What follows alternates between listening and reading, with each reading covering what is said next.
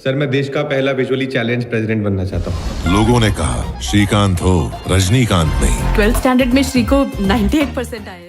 पिछले कुछ सालों से बॉलीवुड ने काफी सारी बायोपिक्स इस फिल्म इंडस्ट्री को दी हैं, जिसमें एथलीट्स, सोल्जर्स, एक्टर्स, पॉलिटिशियंस जैसी पर्सनालिटीज की इंस्पायरिंग जर्नी को दिखाया गया है। और इसी बीच इस साल film maker Tushar Hiranandani industrialist Shrikant Bolla की बायोपिक लेकर आए हैं, जो उनकी लाइफ जर्नी हमें ये सिखाती है कि हमें कभी भी बड़े सपने देखने नहीं छोड़ने चाहिए। इस फिल्म की शुरुआत में हमें जुलाई 13, 1992 के मछलीपट्टनम आंध्र प्रदेश में ले जाया जाता है, जब श्रीकांत यानी राजकुमार राव के जन्म होता है, जहां उनके फादर दामोदर बोला काफी खुश होते हैं और एक बेटे का नाम अपने फेवरेट क्रिकेटर कृष्णामचारी श्रीकांत पर रखते हैं। लेकिन जब उन्हें और उनकी वाइफ वेंकटमा बोला को ये पता चलता है कि उनका बेटा जन्म से ही ब्लाइंड है, तो मानो इन दोनों के पैरों तले जमीन ही खिसक जाती है और लोग उनसे कहते हैं कि उन्हें अपने इस अंधे बच्चे को मार देना चाहिए।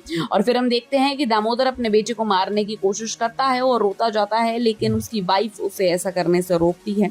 और उसके बाद श्रीकांत की जर्नी होती है शुरू, जिसमें हम देखते हैं कि ब्लाइंड होने के बावजूद वो काफी स्मार्ट और शार्प है और उसके ग्रास्पिंग पावर्स भी काफी स्ट्रांग है। और इसके साथ ही श्रीकांत काफी इंटेलिजेंट भी है, जिसकी इंटेलिजेंस ने हमें कोई चौकन्ना करके छोड़ दिया है और कई बार चौंका भी दिया है। उसके बाद जब वो हैदराबाद आशा स्कूल फॉर ब्लाइंड्स में जाता है, तब देविका नाम की टीचर से मिलता है, जो उसके फ्यूचर और करियर को बनाने में उसकी मदद करती हैं।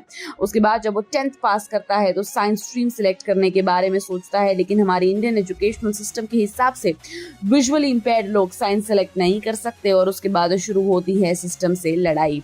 इस लड़ाई के पास करके जो अपनी फेवरेट स्ट्रीम में जाता है और फिर अपनी एंटरप्रेन्योर जर्नी शुरू करता है, तब फिर से एक बार उसकी लड़ाई लड़की पड़ती है लोगों से, क्योंकि ब्लाइंड होने की वजह से लोग उसके टैलेंट पर शक करते हैं और उससे सिंपैथी देने की कोशिश करते हैं। लेकिन उसका डायलॉग कि वो भले ही देख नहीं सकता, लेकिन उसे क्या करना है उसे लेकर उसका विजन बिल्कुल क्लियर है, ये काफी इम्पैक्टफुल है। और इसके साथ ही एक काफी स्ट्रॉन्ग लाइन है ये भी, जब श्रीकांत बोलता है कि मैं दौड़ नहीं सकता तो मुझे लड़ना ही होगा। इस बायोपिक को डायरेक्टर हीरानंदानी ने ऑनेस्टी और सिंसियरिटी के साथ बनाया है और एक अच्छे स्टोरी टेलर भी हैं, जिन्होंने इस इंस्पायरिंग जर्नी को काफी अच्छे से क्राफ्ट किया है, जिसे देखकर हम एक बार फिर श्रीकांत से सिंपैथी नहीं करते, बल्कि उसकी शार्पनेस, एबिलिटीज और स्मार्टनेस से इंप्रेस होते हैं। लेकिन जैसे कि ये यूनिवर्सल फैक्ट है कि जो सक्सेस की सीढ़ियों पर चढ़ता है वो कई बार अपने ही गलत कदमों से फैलता है और फिसलता है अपने गलत फैसलों से, एरोगेंस या जेलसी की वजह से नीचे भी गिरता है। ऐसा ही कुछ श्रीकांत के साथ भी होता है और वो अपने ही हाथों से अपने बनाए हुए एम्पायर गिराए देता है।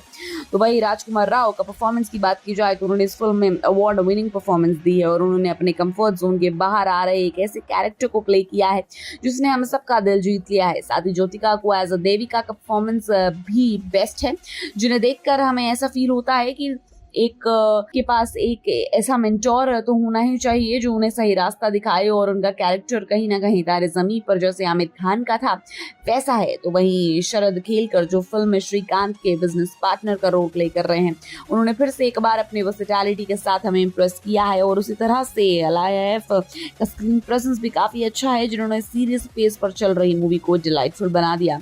तो आप कब जा रहे हैं मूवी देखने, हमें कमेंट सेक्शन में ज़रूर बताएं। Until then, keep watching Bollygrad Studios. Become an actor in Bollywood.